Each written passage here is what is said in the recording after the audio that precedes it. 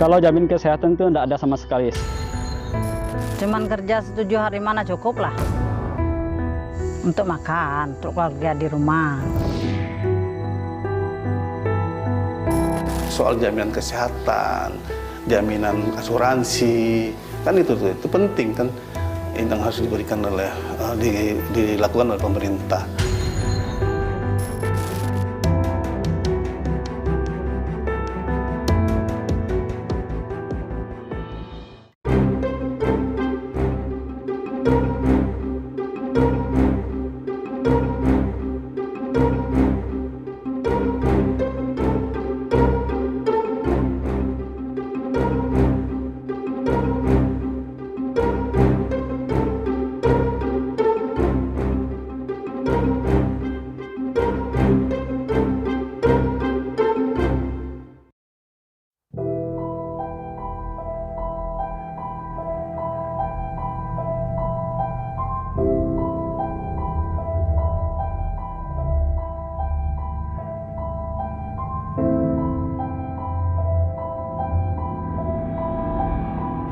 Indonesia dikenal sebagai produsen sawit terbesar di dunia. Ratusan triliun pendapatan negara berasal dari sektor bisnis ini. Namun hal ini berbanding terbalik dengan kesejahteraan para buruhnya. Mereka dibayar dengan upah yang murah. Dan juga kadang tak sesuai dengan nominal yang disepakati. Lantas benarkah pengawasan negara untuk kesejahteraan para buruh sawit ini masih lemah? Ikutin liputannya di program Berkas Kompas kali ini.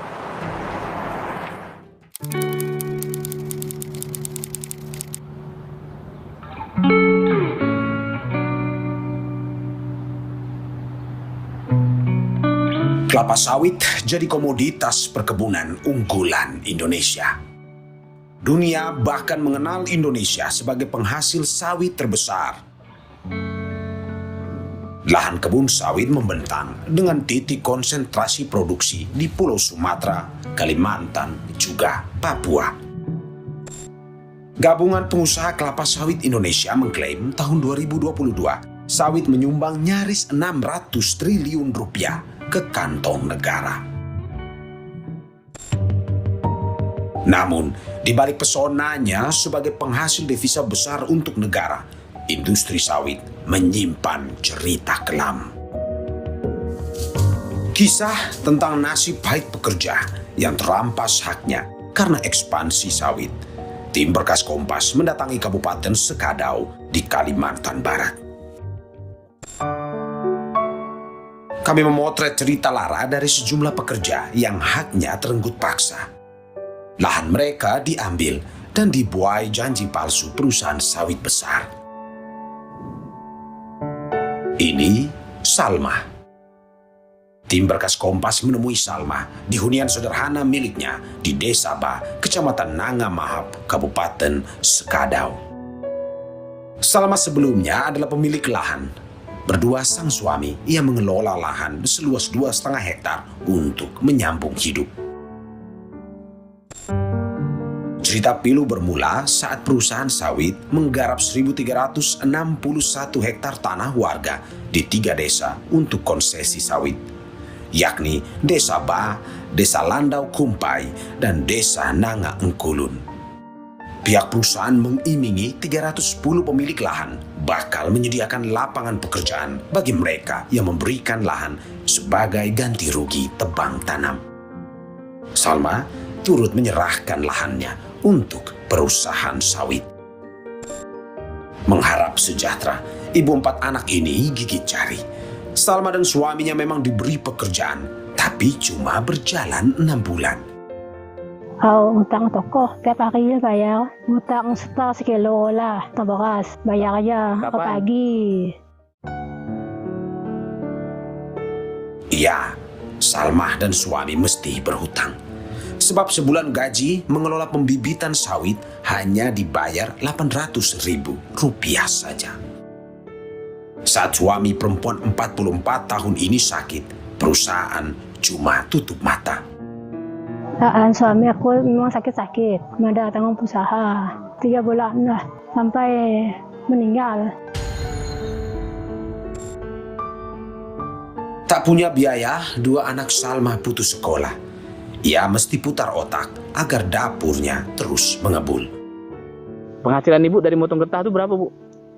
1 kilo. 1 kilo sehari. Oh, Berapa tuh, Bu, kalau dirupiahkan 1 kilo tuh? balik aja 5.000. Aloysius Taufik juga jadi buruh di perusahaan sawit tempat Salma bekerja. Perusahaan menugasinya sebagai mandor. Tapi saat Aloysius mengalami patah tulang tangan dan rusuk karena kecelakaan kerja, perusahaan cuma tutup mata. Waktu itu kami melakukan penyiraman pembibitan. Waktu itu ada kekurangan bahan di pembibitan. Saya ke gudang. Di dalam perjalanan saya jatuh. Pada waktu itu hampir waktu itu tidak diketahui teman-teman waktu itu yang ditemu itu security. Meski sudah 3 tahun berlalu, rasa nyeri di tulang Aloysius yang patah tetap terasa. Berobatnya pribadi, Bang. Pribadi ya. Ini ya bukti yang kemarin nih. Tidak ada sama sekali petanggung jawab di perusahaan. Sampai saya bawa ke Skada waktu itu ronsen pakai uang pribadi ya. Jamal yang menyerahkan 12 hektar lahannya kepada perusahaan juga bernasib sama. Janji kesejahteraan tak pernah dirasakan. Jamal dipekerjakan sebagai tukang tebas rumput liar di area kebun sawit. Tapi perlahan ia mencium aroma kecurangan. Gaji awal pertama 2.400.000, setelah itu kami dikasih kerja 10 hari hanya gaji 900.000. Dia dihitung per bulan, tetapi pembayarannya tuh molor terus. Nah, dari kalau kita kerja bulan 10, dibayarnya bulan 12. Jamal berharap seluruh lahan warga dikembalikan, sebab perusahaan cuma membuai dengan janji palsu.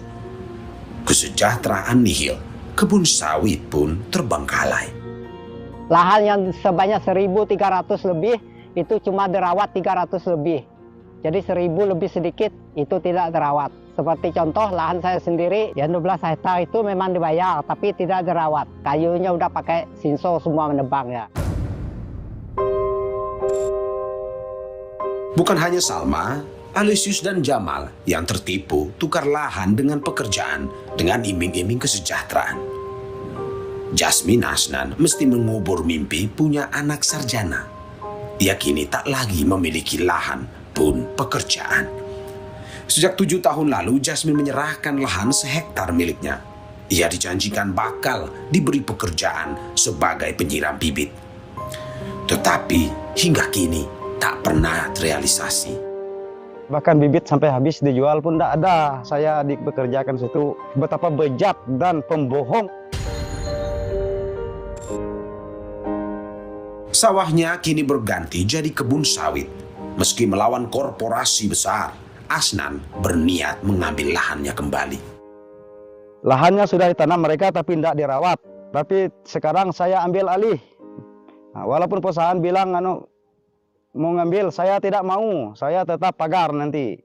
Tetap saya ambil alih untuk membayar kebohongan mereka. Sejak tahun 2012 hingga 2023, luas perkebunan sawit di Indonesia cenderung mengalami peningkatan. Sawit yang jadi tumpuan devisa negara nyatanya belum mampu menyejahterakan para buruhnya. Litbang Kompas menganalisa ada 8 masalah terkait buruh perkebunan sawit. Apalagi yang namanya buruh harian lepas. Buruh harian lepas ini mereka tidak ada kepastian dalam bicara tentang kesejahteraan mereka. Mereka tidak punya jaminan kesejahteraan asuransi, jaminan kesehatan pun tidak ada mereka. Tapi bagaimana mereka dipaksa untuk bekerja berdasarkan basis borong yang dipaksakan. Gitu. Misal hari ini, target minggu ini harus mengerjakan sekian ratus kilo. Dengan kondisi jalan yang kalau berbukit atau rawa itu kan nggak akan tercapai. Potret buram cerita kelam tentang buruh sawit juga terjadi di Sumatera Selatan. Mereka masih terus bermimpi menggapai kata sejahtera. Cuman kerja 7 hari mana cukup lah.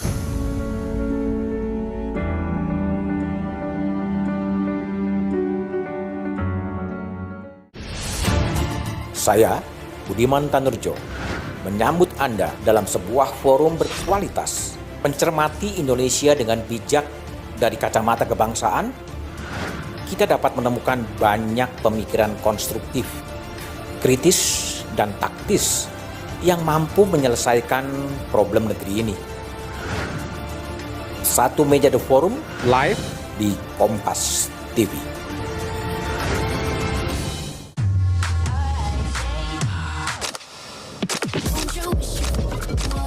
Don't you wish your phone was fun like this? Don't you wish your phone looked more like this? Don't you wish your phone could flex like this? Don't you wish your phone could fit in here? Don't you? Samsung Galaxy Z Fold 5 and Z Flip 5. Pre-order now. 1955, pemilu pertama di Indonesia menyertakan 172 partai politik. Dibagi dalam dua tahap. Tahap pertama, 29 September 1955, memilih anggota DPR. Tahap kedua, 15 Desember 1955, memilih anggota konstituante. Kompas TV, independen, terpercaya.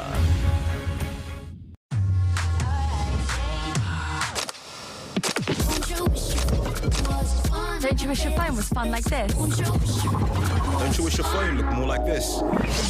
Don't you wish your phone could flex like this? Don't you wish your phone could fit in here? Don't you? Samsung Galaxy Z Fold 5 and Z Flip 5. Pre-order now.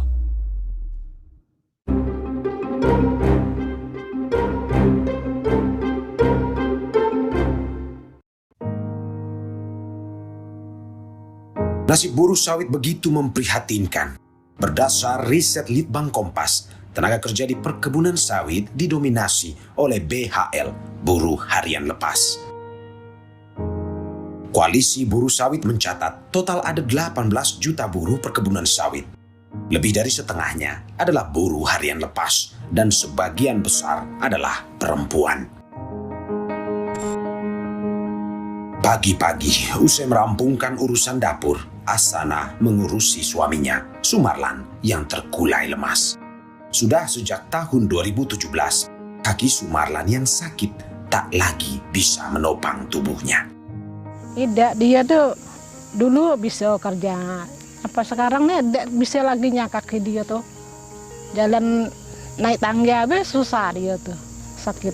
Tidak pernah berobat di rusun itulah dia tuh. Iya, lurut itulah. Ini berimbas pada Asana yang harus memikul peran ganda. Selain mengurusi rumah, ia juga jadi tulang punggung keluarga. Asana mengais rupiah sebagai buruh pemotong rumput di kebun perusahaan sawit berskala nasional. Penebas itu ya, pembersih sawit itu lah. Dalam sehari berapa jam? Berapa jam?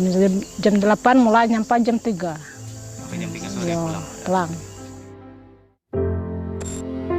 Setiap kali bekerja di kebun sawit, Asana sesungguhnya menjerit dalam sunyi. Ia menjual lahan 4 hektar miliknya pada perusahaan sawit yang mengiming-imingi Asana pekerjaan yang layak. Tapi yang terjadi, ia dijadikan buruh harian lepas yang diupah Rp141.000 sehari.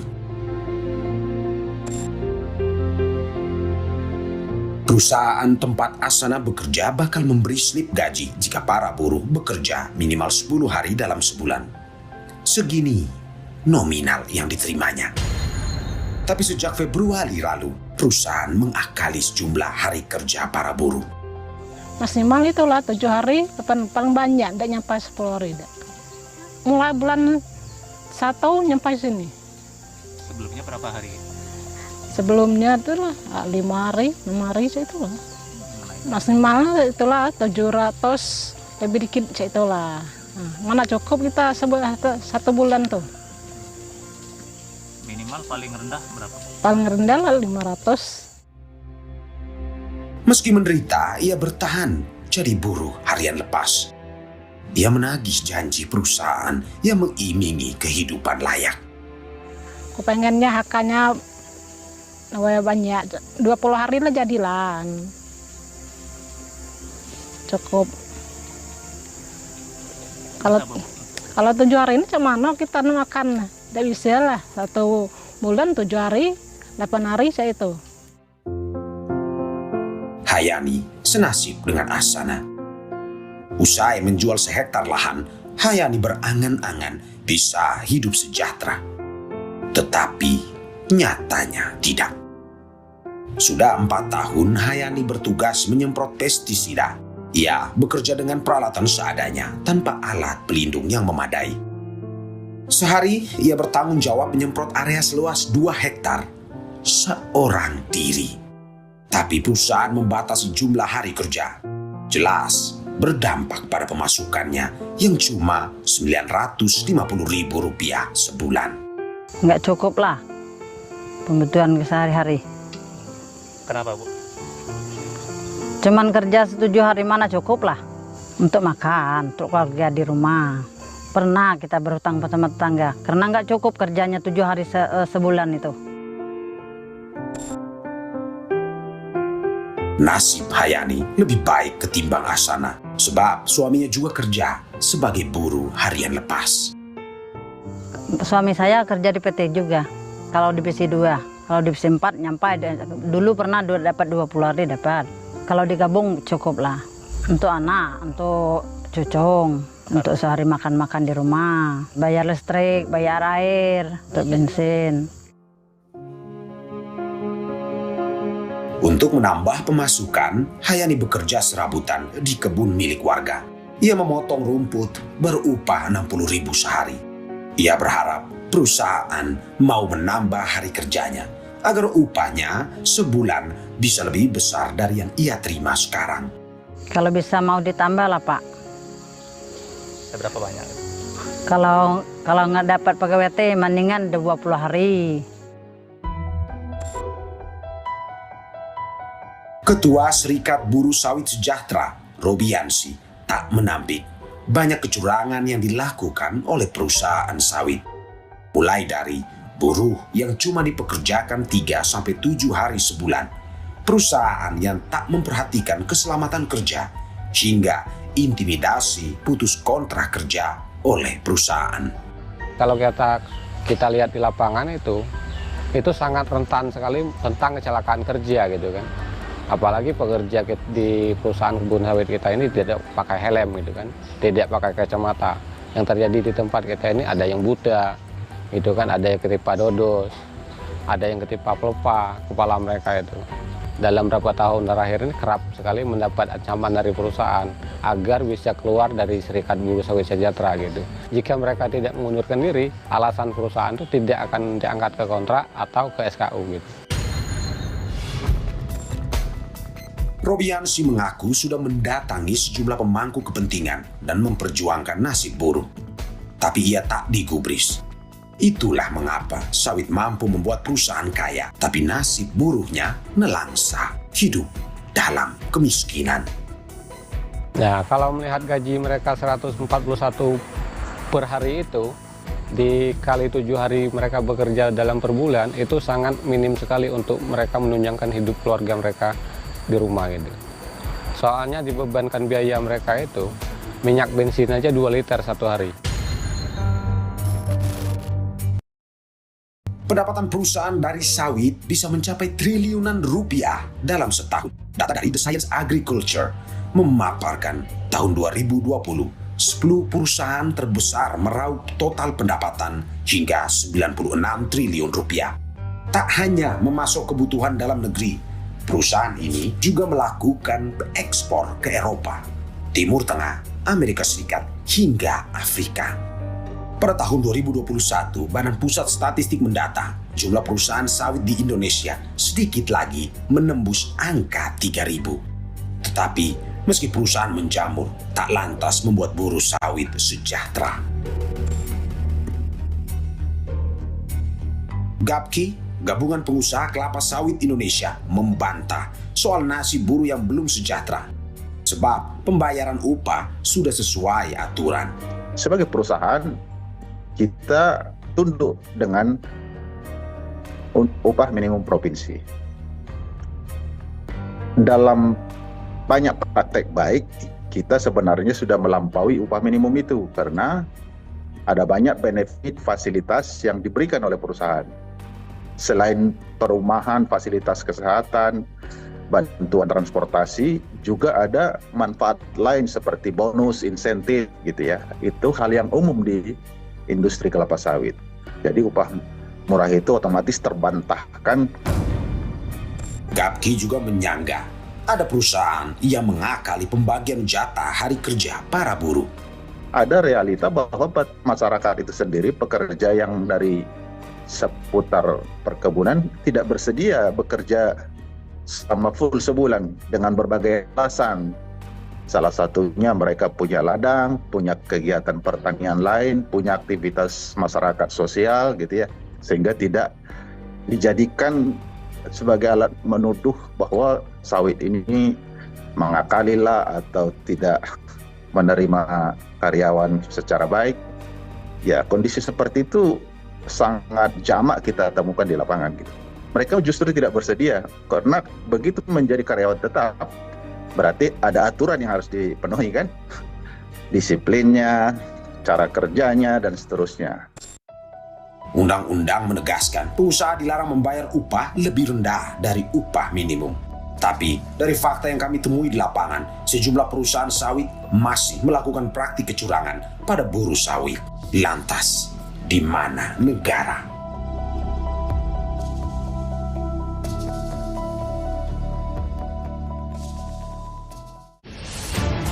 Saya, Budiman Tanurjo, menyambut Anda dalam sebuah forum berkualitas, mencermati Indonesia dengan bijak dari kacamata kebangsaan.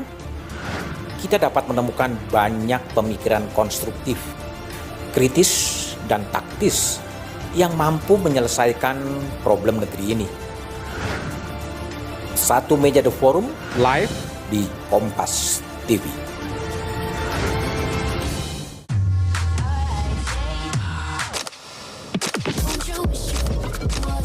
Don't you wish your phone was fun like this? Don't you wish your phone looked more like this?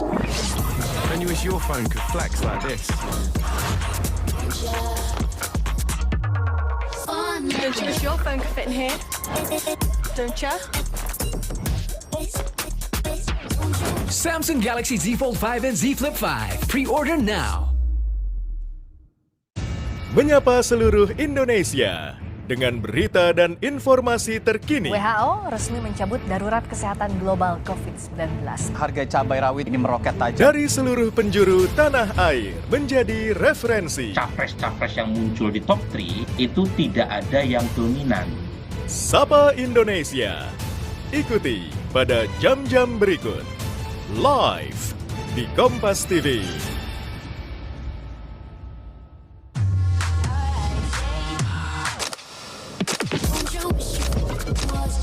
Don't you wish your phone was fun like this? Don't you wish your phone looked more like this? Don't you wish your phone could flex like this? Don't you wish your phone could fit in here? Don't you? Samsung Galaxy Z Fold 5 and Z Flip 5. Pre-order now.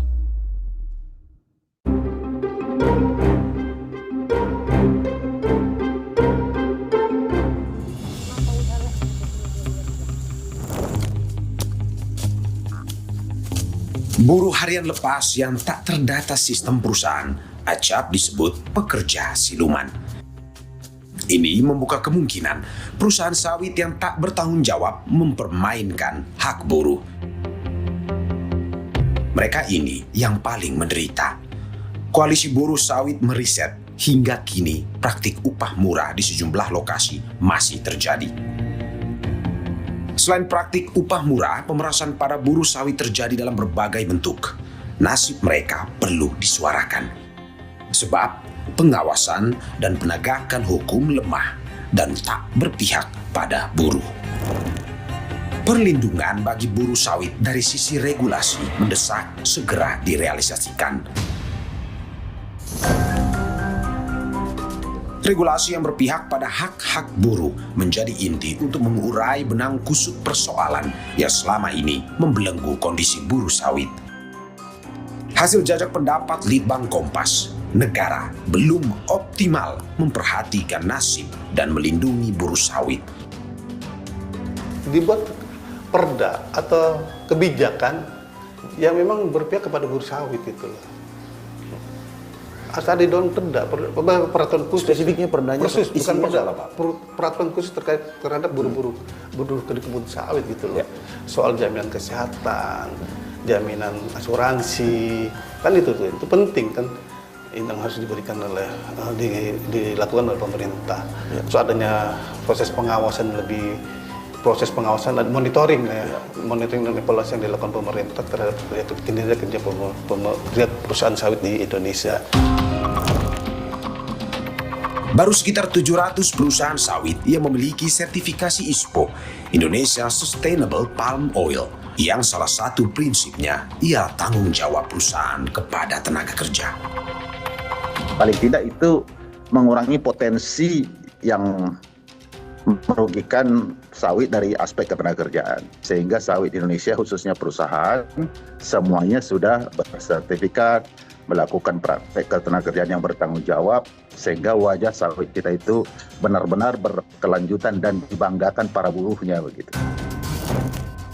Hingga kini belum ada aturan yang spesifik mengatur regulasi untuk pekerja atau buruh sawit. Tapi setidaknya seperti yang tertulis dalam Undang-Undang Ketenagakerjaan, penindakan tegas diberikan pada perusahaan yang tak melaksanakan aturan kesejahteraan bagi para buruhnya.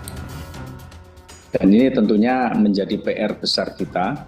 Kita ingin tentunya para pengusaha ini memiliki kepedulian, terutama kepada para pekerjanya. Mereka ini harus diikutkan di dalam program perlindungan sosial tenaga kerjaan. Sehingga kalau ada risiko-risiko yang menyangkut pekerjaan, ini mereka akan mendapatkan perlindungan. Dalam jajak pendapat Litbang Kompas, mayoritas masyarakat ingin negara mampu membuat regulasi yang mengatur tentang buruh. Lantas, bagaimana negara hadir bagi buruh sawit yang terenggut haknya sehingga masih jauh dari sejahtera? Artinya langkah-langkah perbaikan itu kita lakukan ya. Dari sisi regulasi itu terdapat peraturan yang di dalam Undang-Undang Nomor 13 Tahun 2003 dan juga Undang-Undang tentang Cipta Kerja beserta turunannya secara umum berlaku juga bagi pekerja kelapa sawit. Takkan ada triliunan devisa tanpa keringat buruh. Mereka yang menjadi tulang punggung keberlangsungan bisnis sawit berhak merasakan sejahtera. Nasib buruh sawit jadi pekerjaan rumah negara. Negara sepatutnya hadir membawa angin segar bagi buruh yang tak berdaya, terbelenggu jerat aturan korporasi.